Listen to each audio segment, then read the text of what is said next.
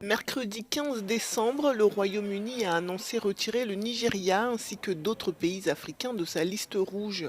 Jusqu'alors, les passagers en provenance de ces pays faisaient face à des restrictions de voyage, comme le respect d'une quarantaine dans un hôtel, à leurs frais, pour un coût de près de 3 000 $ par personne.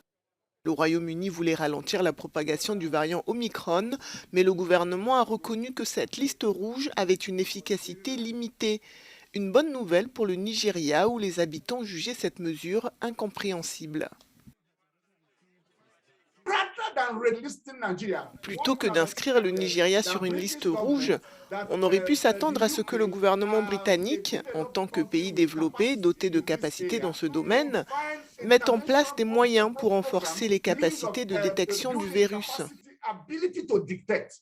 C'est un point d'évaluation clé dans la réponse sanitaire mondiale, car la capacité des pays africains à détecter le virus est encore très faible.